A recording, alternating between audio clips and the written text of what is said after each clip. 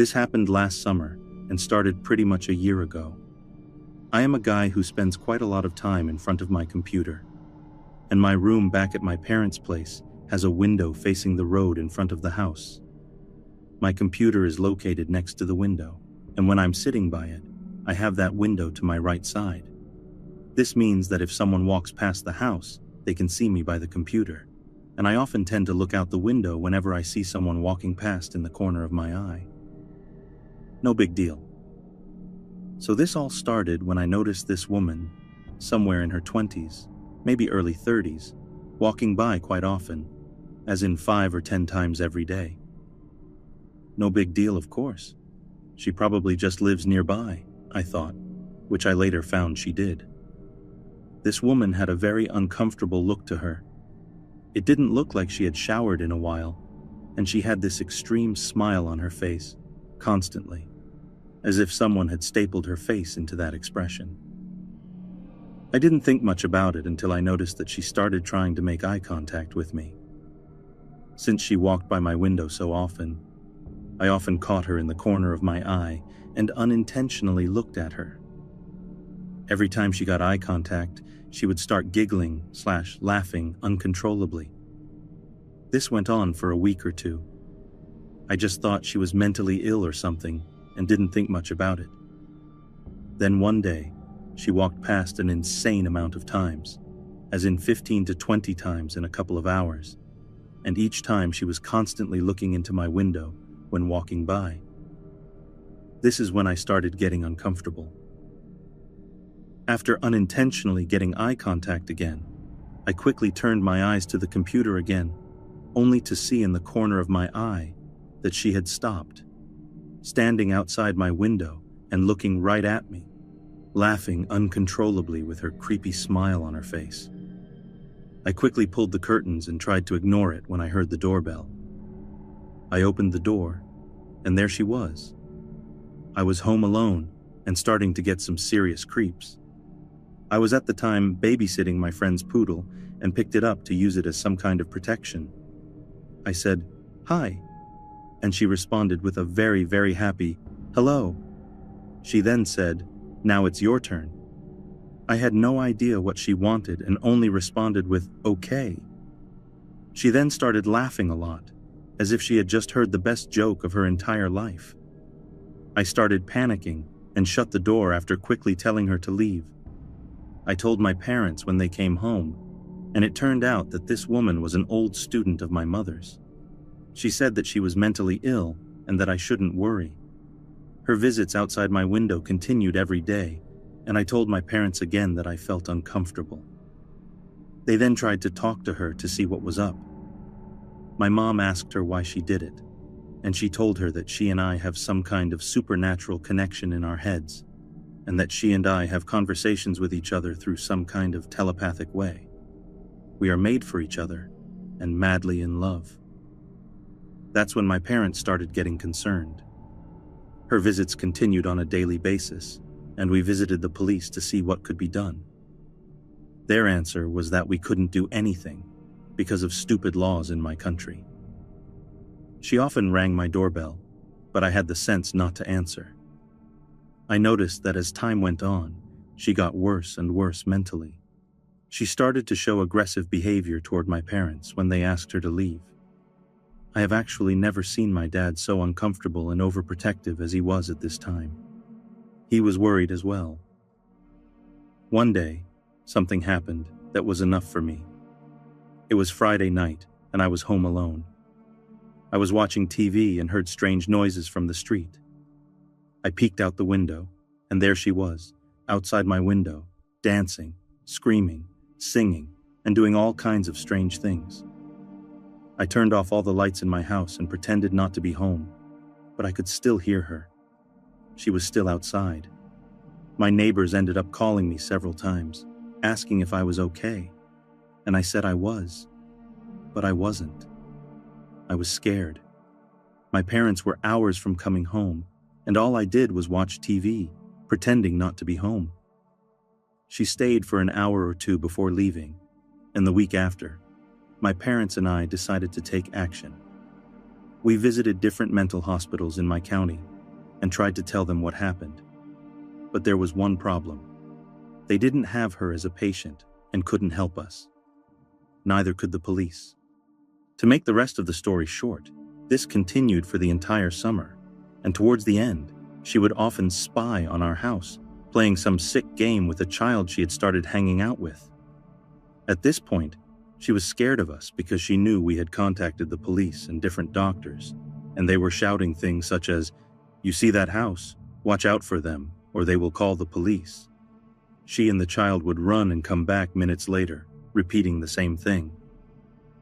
The police visited our block several times, hunting her when she was clearly out of control.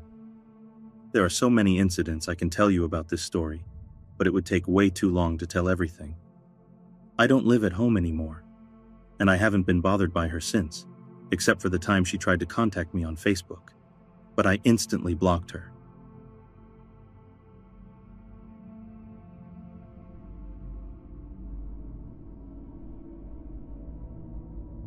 I'm a 22-year-old college senior about to graduate and start medical school in the fall. This happened when I was in elementary school, so over a decade ago. Over the summer way back then, my mom sent me to YMCA summer camp. I enjoyed going in every day and hanging out with all my friends from school who also went to the camp, but I especially loved one of the counselors, Mike. Mike was always sitting in the same spot when I got dropped off in the morning, and he would see me walk in and put a huge smile on his face.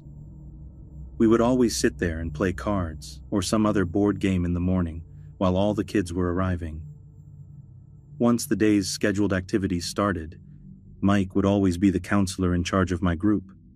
He would always be just close to me. As a kid, I didn't know that was weird. I really liked him, as I said, as I thought he was a really cool guy as an 8-year-old. Fast forward a couple years. My mom, my younger sister, and I were out at a state park in the area, about half an hour from where we lived. We had just gone down there to hang out for the day. We have a great time on the playground, walking around the trails, etc., and then we head back to the car. When we arrive back at the car, my mom was getting my sister all strapped in and ready for the ride home, and I was getting situated in the back seat as well. Now our car was in the parking lot, obviously, and there really weren't tons of people at the park that day. The lot was pretty much empty, so when I noticed that there was a car parked right next to our car, I was like, that's weird. But again, I was a kid and didn't really think anything of it. Why would this car park literally right next to us when I can see 50 empty spots from right here? Anyways, my mom is getting my sister and I all ready for the trip back home, as I said. Suddenly, the driver door of the other car opens, and out pops Mike. My mom recognized him, so she just said hi, and continued back to what she was doing. Mike says, "Do you mind if I take a couple pictures of I am a grocery bag? He's gotten so grown, and I want to remember this." My mom obviously goes, "No, you're not going to do that," and shuts the driver's door and locks the car, and we leave. As we're leaving, I can see Mike trying to take a photo through the windows of the car. A couple years later, when I was a bit older, my mom told me more details about Mike. My mom at the time was pretty high up in a company that pairs kids with adult mentors. Adults would apply to be paired with a kid. So my mom starts telling me about how one day they were going through the applications to be a mentor, and Mike's name popped up. Apparently someone else had interviewed Mike and recommended him for approval into the system. My mom, on the other hand, essentially vetoed it because she obviously had known Mike from these other experiences, and she got a weird vibe from him that something was off with him. So finally, we're watching the news at dinner one day a bit later. They start sharing a story about a man who was arrested, and they show the mugshot of the man, Mike. The charge? Thousands of images and videos of child porn that he both had made and was just in possession of. He actually was caught by Border Patrol, as he was acting weird when he was trying to cross into Canada, and they decided to search his car, and they found a bunch of it on his computer. They alerted US authorities, who then searched his house, and they found a ton more of it. I'm 100% confident that he wanted to add me to the collection. If not for my mom having a great mother's instinct and the border, it might have happened.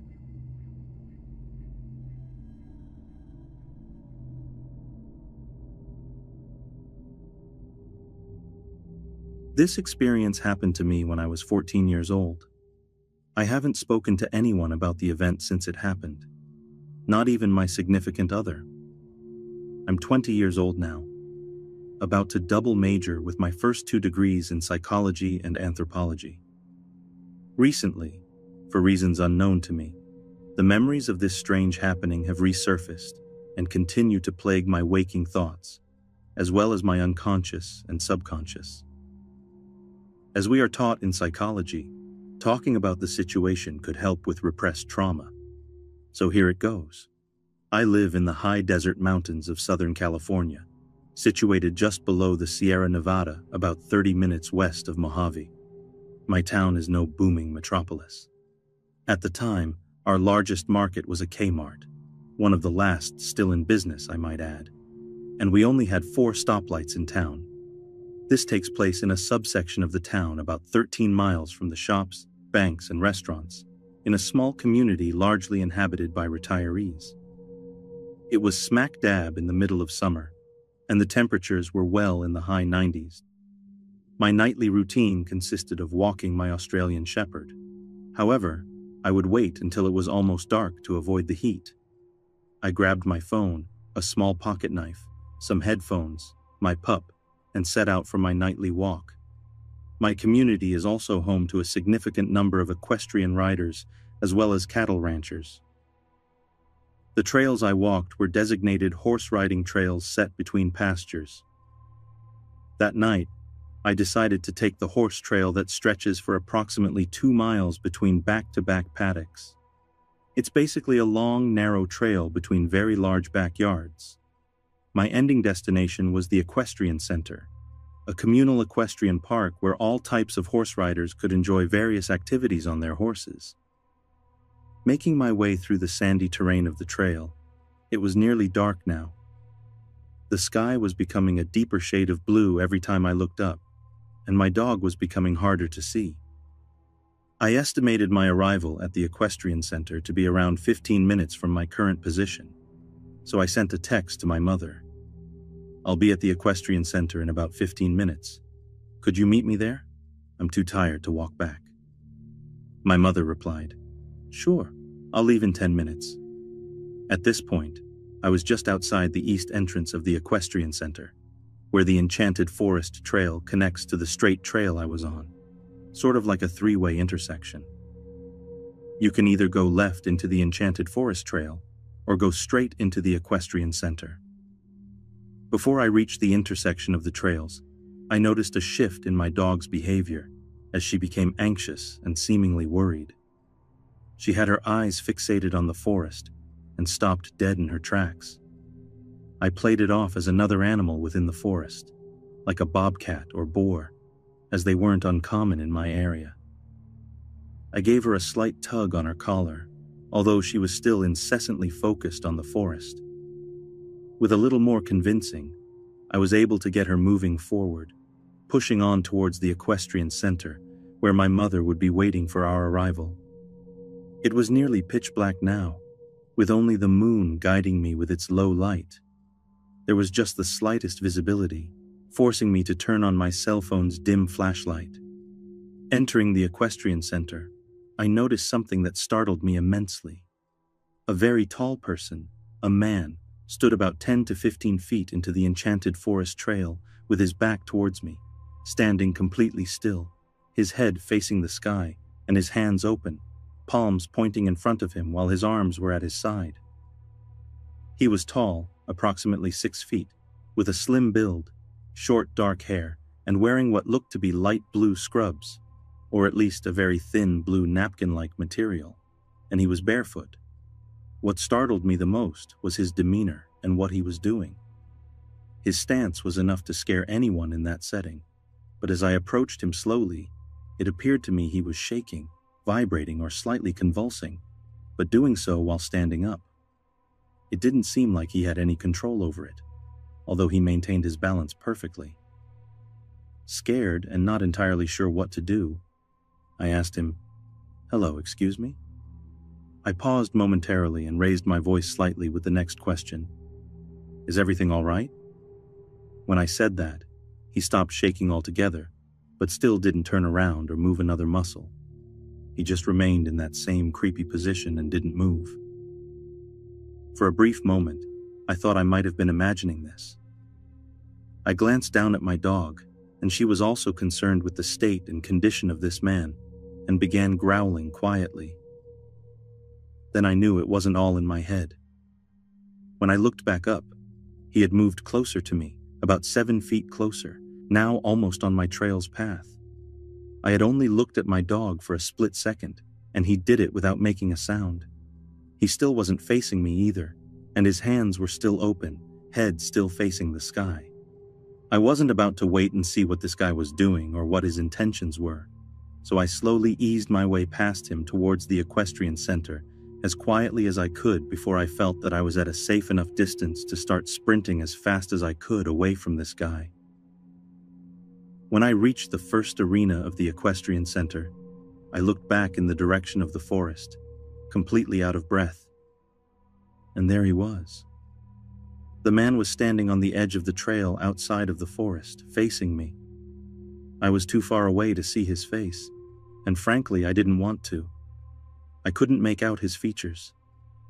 All I could see was his silhouette illuminated by the moonlight peeking through the forest's trail. I continued to run with no intention of stopping until I found someone. I had never been so happy to see my nagging neighbor Penny and her moody mare Jolene riding in the Milano area. She noticed my distress, but due to her already harsh opinions of me, I told her I had been on an endurance run and was just very out of breath and tired. I wanted to avoid any small-town gossip as much as I could. My mother arrived with impeccable timing. During the ride home, I broke down in a state of paranoia, distress, and panic at what I had just witnessed. My mother didn't know exactly what to make of it, so she recommended I file a police report with the local PD. About an hour after getting home, an officer showed up to take my statement. Following up the next day, the same officer claimed to have gone and checked out the area, but didn't find anyone or anything out of the blue, apart from partial bare footprints. However, there's nothing incriminating or suspicious about someone going for a walk without shoes. He played it off as a joke and accused me of being under the influence, but I can assure you, I was completely sober. Nothing ever came out of this. I attended weekly therapy sessions for almost 2 years following this event and never went on walks by myself again. I had night terrors about the man and still do. I still don't know what to make of it. I don't know if I ever will.